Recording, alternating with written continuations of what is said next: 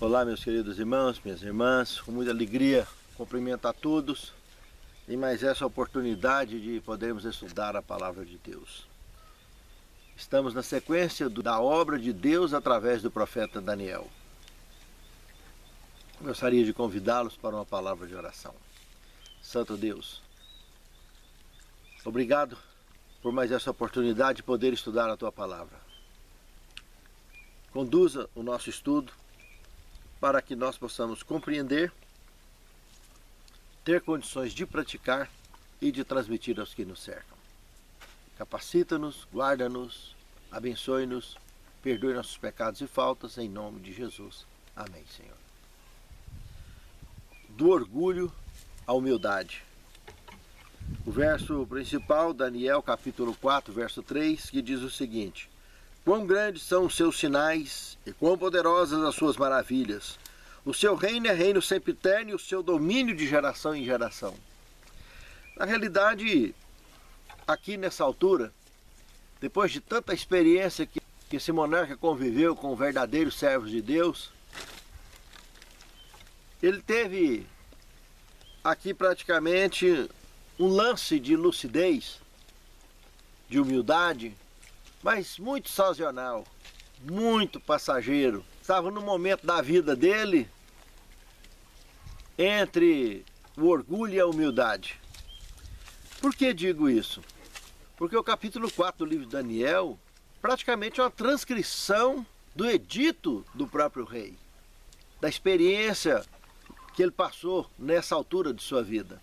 Aqui logo depois dele ter feito esse comentário, seria exatamente o momento em que dentro de um ano, nós vamos ver aqui dentro do contexto bíblico, ele estaria se exaltando a ponto de se cumprir a profecia que ele teve no seu sonho. Nabucodonosor governou 45 anos. Esse foi o período do seu governo.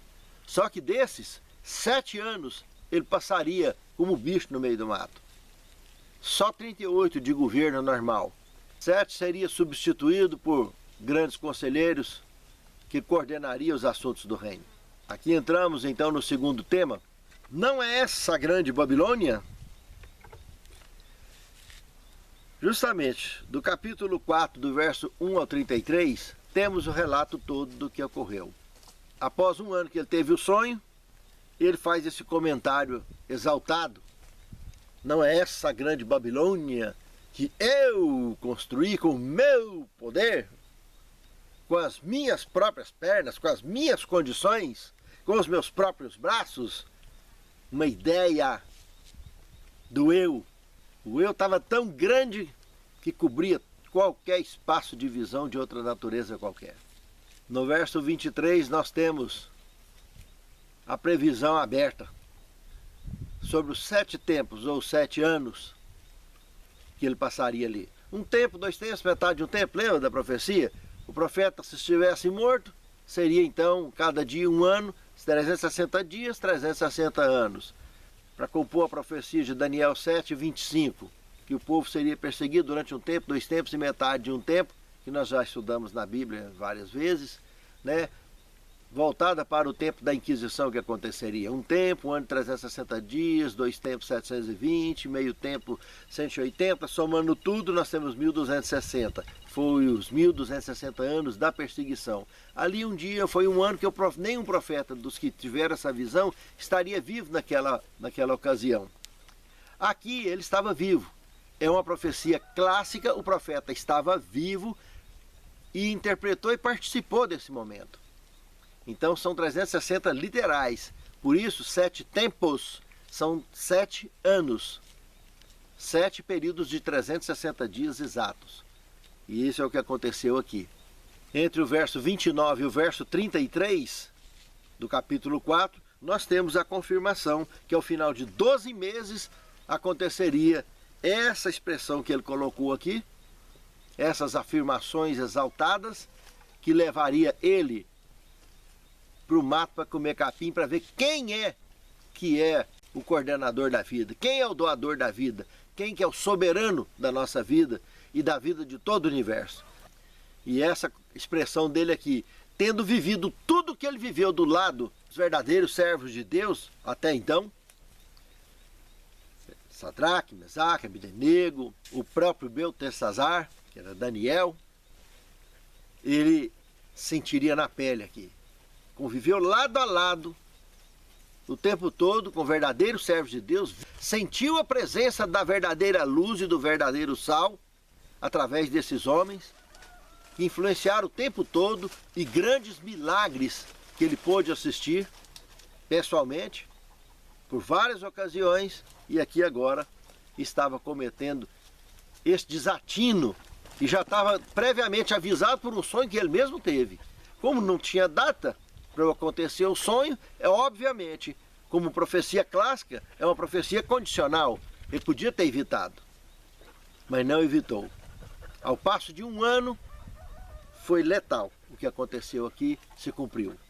E ele foi lá para o mato ficar 7 anos no meio do mato, vivendo como bicho, nos arredores de Babilônia. Com certeza, o próprio povo, quantas e quantas vezes viu ele por ali, pastando, vivendo na beira das matas.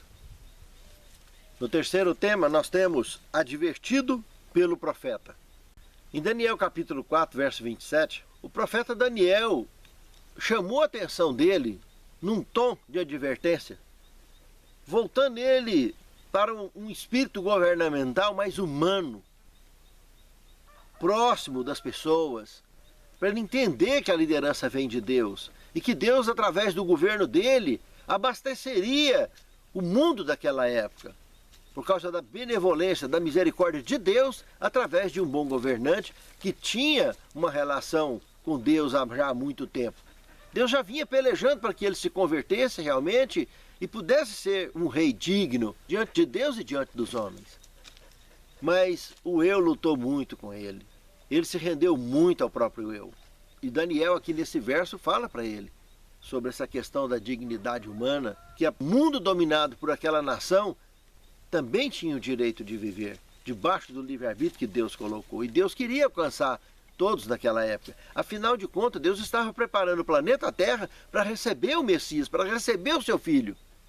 E Nabucodonosor fazia parte desse pacote. Por ser quem era, por ter um bom coração. Mas o orgulho vinha dominando. E quantos lutam da mesma forma hoje? Com o próprio orgulho. E acaba prejudicando a família, acaba prejudicando os colegas de trabalho, acaba prejudicando os membros da igreja, acaba prejudicando os colegas de missão na igreja, acaba atrasando a obra de Cristo por causa do orgulho. Deus quer governar o nosso coração. Ele quer dirigir nossa vida, porque Ele tem condição de nos levar a ancorar lá na Canaã Celestial, lá nas praias da Canaã Celestial.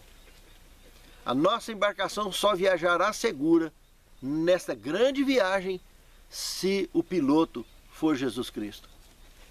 Se o Filho de Deus não for o piloto, se nós formos o piloto, com certeza estaremos naufragados. Não temos a menor condição de atravessar uma distância tão grande daqui ao terceiro céu, se não for pela direção do Filho de Deus. Pense nisso, amado irmão. Pense nisso, amado irmão. Nabucodonosor foi devidamente advertido e lamentavelmente não deu atenção ao que o profeta Daniel falou no que nós vimos registrado aqui nesse verso. Na realidade, esse período de um ano, a partir do momento que o rei teve a visão até quando aconteceu, se cumpriu, ele estava vivendo um período da condicional. Ele vinha preso ao pecado e Deus agora estava dando uma condicional para ele viver pelo menos livre do pecado. Deu direções claras, deu orientações claras para que ele se libertasse do pecado. E ele não deu atenção. Aí ele entrou definitivamente na grade de sua própria mente, dominada pelo seu próprio eu. Virou um bicho, o que nos leva ao quarto tema: o Altíssimo tem domínio. Quando Deus viu que já não tinha mais jeito, era o último momento para que esse rei pudesse ainda em tempo encontrar salvação, por ter um coração bom. Deus lutou com ele por amor o tempo todo e ele não deu atenção. Deus teve que chamar pela dor. É o que acontece muitas vezes com muitas pessoas. E a gente às vezes não entende, né? Por que essa pessoa morreu tão jovem? Ou por que pegou uma doença dessa tão jovem? Por que sofre de maneira tão jovem? Eu assisti uma vez uma jovem de 18 anos retornando fezes pela boca, com câncer no hospital. Mas quanto e quanto tempo? Foi criada numa igreja evangélica, uma educação de ouro em casa, bem orientada, bem conduzida, um excelente profissional, mas aprendeu a fumar.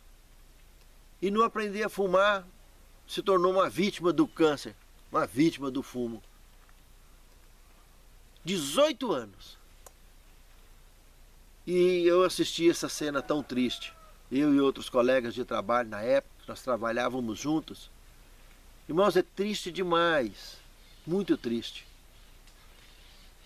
Então, Deus chama por amor. Se não tiver jeito de ouvir, e Deus quer tanto salvar a gente, ama tanto a gente, que acaba chamando pela dor. Aí deu nisso. Nabucodonosor aqui entrou nessa situação. A colega nossa faleceu. Mas faleceu com o coração entregue, consciente do que estava vivendo. Eu assisti a morte de uma outra, também de 28 anos, não pelo cigarro, mas por causa de muitas outras coisas erradas, que ela se prendeu na vida e não conseguiu se desprender. E ali, naquele momento, passando por uma experiência idêntica dessa jovem de 18 anos, essa de 28 anos, também demonstrou consciência de que estava atendendo agora pela dor, mas ciente da sua salvação. É muito duro, irmãos, tem que assistir a salvação dessa forma. Mas o ser humano tem muita dificuldade de entender o amor de Deus. Que Deus ama tanto, que Ele chama por amor e quer salvar, livrar a gente da morte verdadeira, a morte eterna, do extermínio, da extinção. Deus quer nos livrar disso, porque para Deus tanto vida quanto morte é absoluto. Sono da morte é uma coisa provisória, passageira. E vai chegar um momento que todos vão ressuscitar ou para a vida eterna ou para o extermínio coletivo, junto com Satanás e os ímpios, todos juntos. Então não terá essa condição intermediária mais. Chegará um momento que a história do grande conflito entre o bem e o mal vai passar a régua.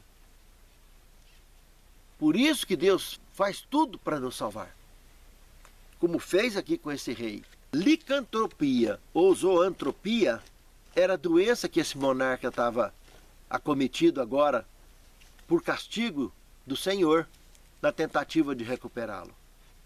Uma doença atualmente conhecida como disforia de espécie, que as pessoas acabam se entendendo como animal, que ele está no corpo errado, que ele é qualquer bicho, menos gente. Eu tenho um cachorro, sempre está comigo aqui nessas gravações, é um Border Collie, muito inteligente. Ele é tão inteligente que tem hora que eu acho o inverso, que ele acha que é gente. Eu saio andando com ele na rua e ele não consegue se relacionar bem com o cachorro. Ele não importa com cachorro nenhum. Qualquer cachorro que chega perto dele, ele olha assim, o que é isso? Que bicho é esse? Ele quer ficar só junto com a gente, gosta de ficar no meio de gente. E ele não gosta muito de cachorro. É uma doença que eu acho ao contrário da que aconteceu com Nabucodonosor. Essa era a chave do sonho que o rei teve, interpretado pelo profeta Daniel. No momento em que ele reconhecesse o que a vida inteira do governo dele ele não reconheceu, que ele reconhecesse a soberania de Deus, ele olharia para o céu e entenderia que a interpretação daquele sonho que ele teve, que ele, representando o seu governo, era aquela grande árvore que crescia até topar no céu, para mostrar que era uma conexão com Deus, para atender a população mundial daqueles dias, para preparar a população mundial daqueles dias para a chegada do Messias, era parte de um projeto de Deus. Ele não entendeu. Ele tinha sacrificado todas as oportunidades, desde o sonho da estátua, quando ele teve, logo no segundo ano do governo dele, lembra? Ele viu que poder tem esse Deus. Em várias outras ocasiões, como o da fornalha, tinha um jeito de ser mais humilhado do que o lado da fornalha ardente? Me diga. Ele perdeu uma guarnição da guarda real, que jogaram os homens lá dentro da fornalha. Ainda aparece o Filho de Deus lá andando com eles lá, que foi reconhecido por ele como Filho de Deus. E anda para lá, anda para cá, queimou só as cordas e nem a roupa deles se queimaram.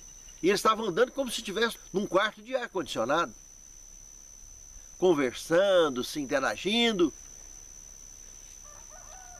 Imagine, seria ter coragem de entrar lá dentro, porque os indivíduos não estavam queimando. Ele viu o que aconteceu com os guardas, nem pensar. Ele chamou eles para sair de lá, mas nada disso. Ele foi humilhado diante de todos os seus convidados. A província babilônica estava concentrada ali, não só com os nobres babilônicos, mas com os nobres cativos. Ele passou uma vergonha pública. Aquilo ali saiu notícia para o mundo inteiro daquela época, da humilhação que o Deus dos hebreus colocou sobre ele naquele momento. Mas o que nós temos em Daniel, no capítulo 4, verso 37, quando esse monarca resolveu olhar para o céu, foi o momento daquela árvore toda cortada, depenada, e a sua coroa, a sua cinta de bronze e de ferro, que virou bronze e ferro, né? O que era ouro. A humilhação estava ali no chão, no meio do mato, no meio da relva, para no momento que ele olhasse para o céu, ele pudesse retomar por pouco tempo, né? Morreria logo depois, coitado. Mas pelo menos morreria salvo, dormiria em Cristo. E foi o que aconteceu. Olhou para o céu e reconheceu, um reconhecimento caríssimo, mas um reconhecimento absoluto. Por isso que essas pessoas que eu contei a experiência, da jovenzinha de 18 anos e da jovem de 28 anos, também com reconhecimento absoluto, reconheceu o Salvador e mantenedor e soberano da vida. Foi uma maneira difícil de entender o que nós veremos agora no sexto tema: humildade e gratidão. Humilde e grato. E grato principalmente pela oportunidade de poder ser salvo. De Deus conduzir a nossa mente para superar o nosso próprio eu. Por isso que Cristo comentou: se quiser vir após mim, qualquer um que quiser vir após mim, negue a si próprio, tome a sua cruz e siga-me. E não tem outro meio. É a única e absoluta forma de encontrarmos a salvação em Cristo. É aceitar Ele dirigir a nossa vida. O que temos no verso 35 do capítulo 4 aqui do profeta Daniel é exatamente o milagre da restauração. Essa experiência da bestialidade deste monarca foi transcrita aqui pelo profeta Daniel, foi escrita pelo próprio monarca. Desde o seu edito a toda a experiência que ele passou, é o que tem relatado no capítulo 4. São transcrições feitas pelo profeta Daniel do escrito realizado pelo próprio rei, inspirado pelo Espírito Santo, depois que aconteceu tudo o que aconteceu com ele. De maneira difícil. Por isso que ele entra lá no capítulo 4 já louvando a Deus, né? O que na verdade não estava louvando de fato. Ele louva de trás para frente porque reconheceu lá no final. Por isso que ele entra com esse louvor, tipo dedicando a Deus uma obra que agora sim, com humildade e gratidão e com muita honra, ele escreveu. Na realidade, irmãos, nenhum monarca na história da humanidade teve muito interesse de mostrar seus pontos frágeis. Pelo contrário, o Egito e outras nações fizeram o que pôde para esconder da história, do seu governo, de seu momento de vida, apagaram registros, desapareceram com registros. Desde quando consta o registro de que Faraó teria mandado exterminar as crianças recém-nascidas nos dias de Moisés? Não consta isso em registro egípcio algum. e muitos outros fatos históricos vividos pela nação na época, principalmente derrotas militares, ninguém escreve. Porque na realidade as experiências vividas pelo Egito, no período que eu estou citando, seja do faraó que criou Moisés ou do seu irmão de coração que viveu com ele, todos os dois, tanto o pai quanto o filho, esconderam registros. O pai escondeu esse registro da execução de crianças, que o contemporâneo de Moisés só foi conhecer depois que Moisés conheceu a história, conversando com os antigos da sua nação, quando ele descobriu sua própria origem. E o próprio contemporâneo dele também já deixou exemplo suficiente para que o seu filho, que sobreviveu ao ataque do Mar Vermelho, lembra? Quando Deus exterminou os soldados, para apagar aquele registro também, e tem na Bíblia. A Bíblia é o único lugar que tem esses registros. Mas na história do Egito não consta nem das crianças, nem das 10 pragas, e muito menos da tragédia do Mar Vermelho. Dentre muitas outras histórias, como batalhas que aconteceram, empates, como a Batalha de Kadesh, eles esconderam também, não consta. Consta o contrário, consta a batalha em que eles venceram, como também os Ixos relatam que venceram nessa mesma batalha. Então, tá aí duas nações tentando colocar uma coisa que não existiu, e foi um empate. E as que perderam, então, ninguém recoloca como registro, de forma alguma. A maioria quer esconder os problemas que aconteceram no governo e deixar uma exaltação do eu muito aberta. E dos seus próprios governos, como se brilhasse em mérito pessoal. Dificuldade de entender que o soberano da vida, quem põe e tira governo e um dia vai prestar conta com todos, é o soberano da vida, o Senhor Deus, o Criador do universo. Pense nisso, amado irmão. Pense nisso, amado irmão. Não deixe o eu tomar conta. Se ele tomar conta, a vida vai infeliz. Vai infeliz na vida conjugal, vai infeliz na vida congregacional, vai infeliz na vida profissional e em qualquer lugar onde há vida. Se o eu dominar, ele nos leva à tragédia. É a perdição, não tem outro jeito. Mas Deus ama tanto a gente que ele nos chama por amor. Mas se não ouvir, ele vai chamar pela dor. Ele vai fazer de tudo para que nós não percamos a salvação em momento algum. Pense nisso, é muito sério esse assunto. Por isso que o 7º tema, antes tarde do que nunca. Eu gostaria de citar um trecho de Profetas e Reis, página 521, que diz o seguinte: o propósito de Deus de que o maior reino do mundo mostrasse seu louvor estava então cumprido. Essa proclamação pública em que Nabucodonosor reconheceu a misericórdia, bondade e autoridade de Deus foi o último ato de sua vida registrado na história sacra. Que preço alto, irmãos. Depois desse registro, pouco tempo depois, esse monarca morreu. Deixou um grande exemplo. Mas sabemos que a sua descendência, Evil-Merodach, duraria 2 anos, que foi um excelente rei, que seguiu o bom exemplo deixado por seu pai com essa experiência, teria sido assassinado. E logo depois o neto de Nabucodonosor, filho de Evil-Merodach, Belsazar, que será a próxima lição estudada por nós, infelizmente teria um governo completamente dissoluto, irresponsável e trágico. Seria o fim do Império Babilônico. Nabucodonosor deixou uma boa semente para seu filho, mas a tendência do domínio do próprio eu foi mais forte na genética do neto. E o reino cairia. E na vida de quantos que esse eu tem tentado dominar? Os contemporâneos de Cristo, a liderança da igreja dos dias de Cristo assassinou a Cristo. Foi um assassinato montado com testemunhas falsas, com julgamento fora de hora. Coisas desse gênero. Mas ele veio para que eram os seus não quiseram. Mas ele conseguiu alcançar a mim e a você. E é com essa experiência de assistirmos a história dos tempos bíblicos que nós escrevemos a nossa própria história.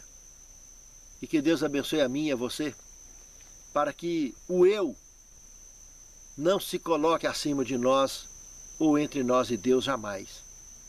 Mas que nós possamos, de fato, pegar esse eu e manter ele sepultado.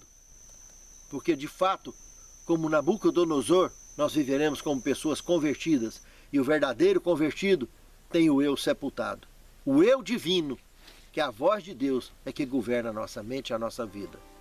Santo Deus, que assim seja em nossas vidas a tua direção e as tuas bênçãos possam nos guiar de fato nas sendas do viver cristão, aonde os nossos passos estarão sempre na direção de reconhecer o nosso semelhante como bênçãos a serem alcançadas por ti, como pessoas a serem alcançadas por ti, como irmãos nossos, como companheiros de jornada, e possamos enxergar sempre a ti como soberano de nossa vida.